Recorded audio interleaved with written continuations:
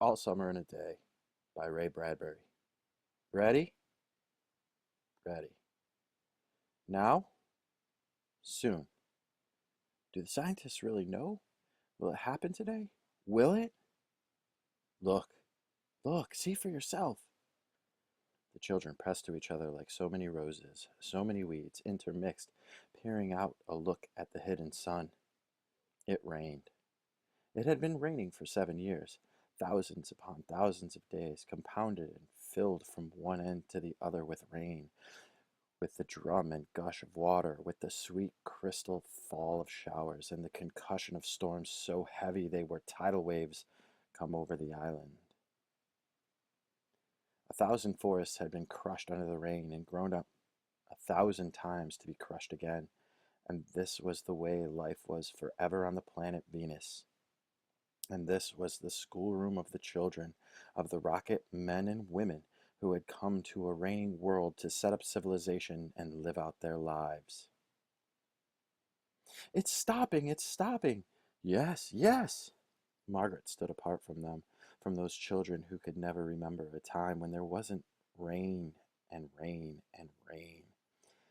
They were all 9 years old, and if there had been a day 7 years ago when the sun came out for an hour and showed its face to the stunned world, they could not recall. Sometimes at night she heard them stir in remembrance, and she knew they were dreaming and remembering gold or a yellow crayon or a large coin large enough to buy the world with.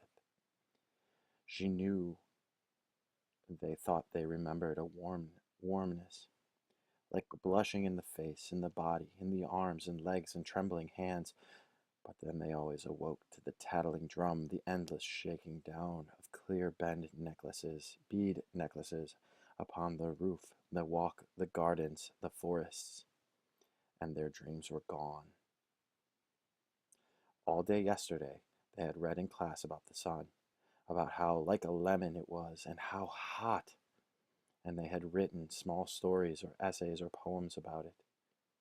I think the sun is a flower that blooms just for 1 hour. That was Margot's poem, read in a quiet voice in the classroom while the rain was falling outside. Aw, you didn't write that, protested one of the boys. I did, Margot said. I did. William, said the teacher.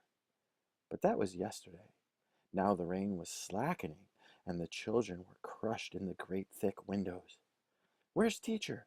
She'll be back. She'd better hurry, we'll miss it. They turned on themselves like a feverish will, all tumbling spokes. Margot stood alone. She was a very frail girl who looked as if she had been lost in the rain for years, and the rain had washed out the blue from her eyes, and the red from her mouth, and the yellow from her hair.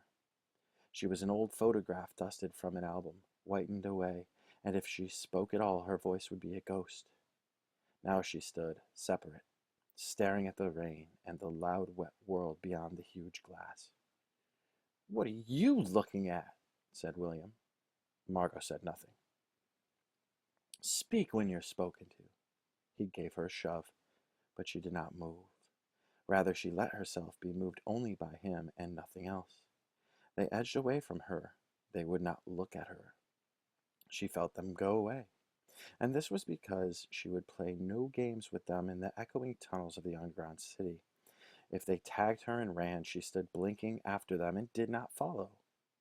When the class sang songs about happiness and life and games, her lips barely moved. Only when they sang about the sun and the summer did her lips move as she watched the drenched windows. And then, of course, the biggest crime of all was that she had come here only 5 years ago from Earth, and she remembered the sun the way the sun was and the sky was, and she was born in Ohio.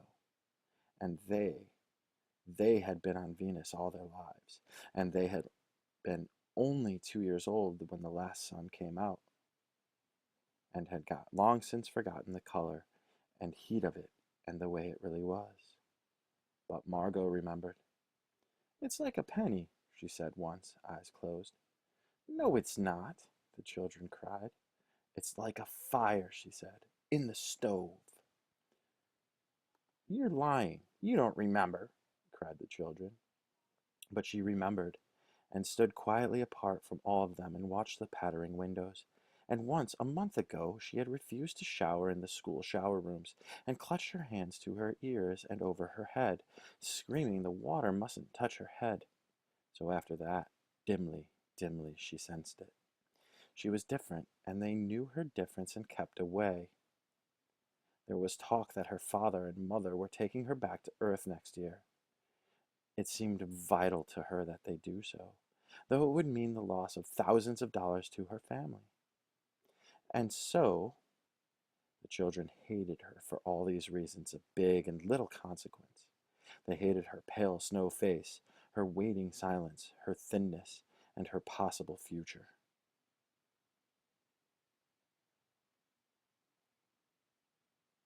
Get away! The boy gave her another push. What are you waiting for? Then, for the first time, she turned and looked at him, and what she was waiting for was in her eyes. Well, don't wait around here, cried the boy savagely. You won't see nothing. Her lips moved. Nothing, he cried. It was all a joke, wasn't it? He turned to the other children. Nothing's happened today, is it? They all blinked at him, and then, understanding, laughed and shook their heads. Nothing, nothing.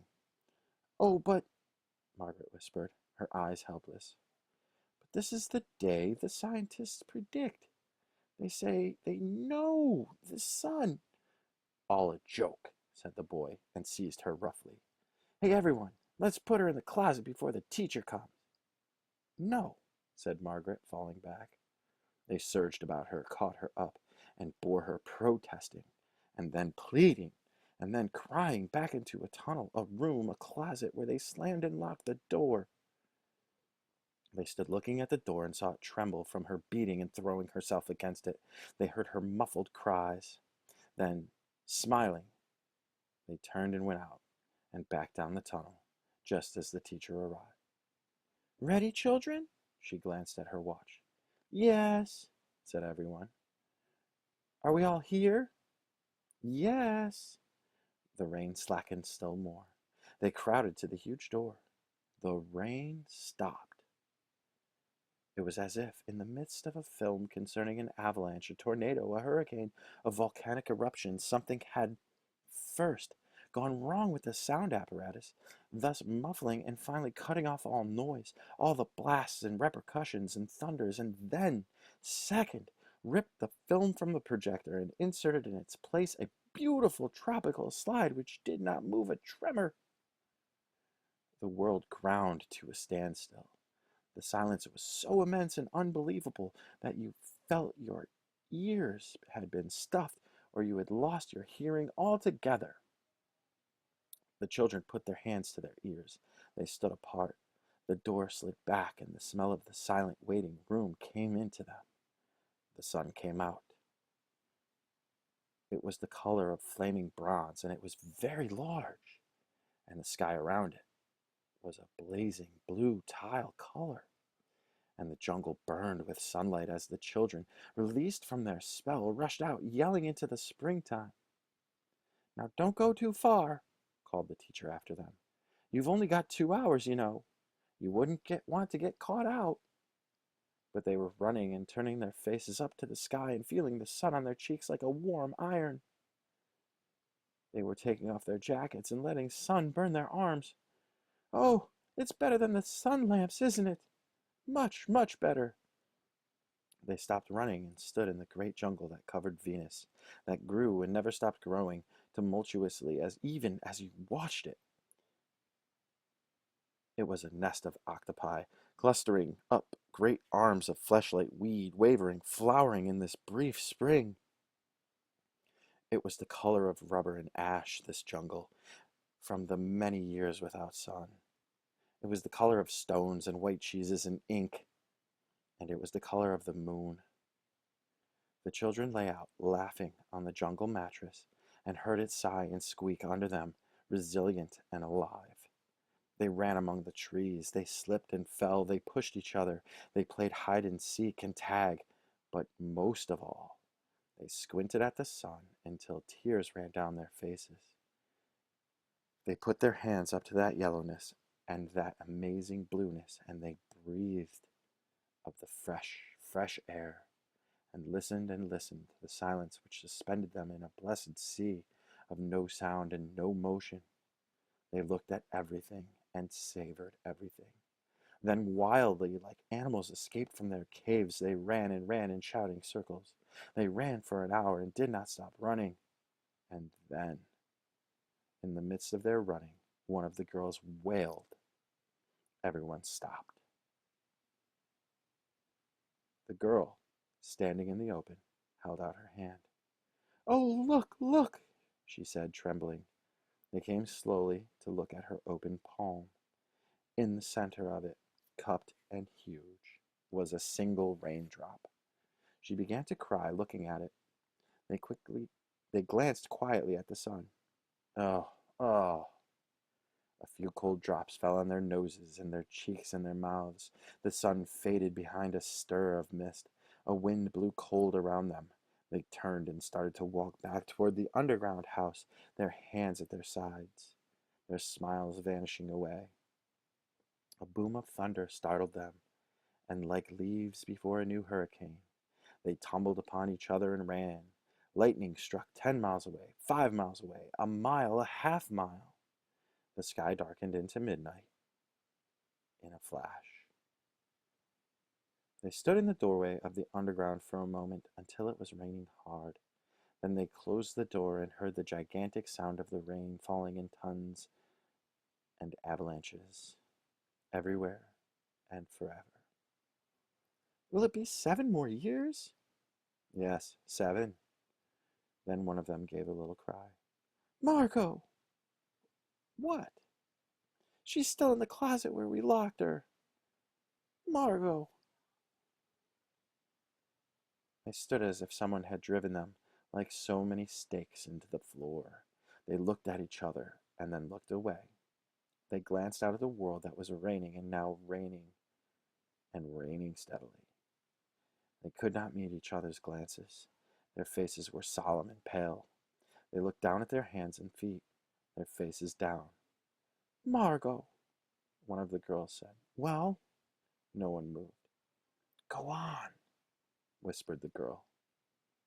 They walked slowly down the hall in the sound of the cold rain.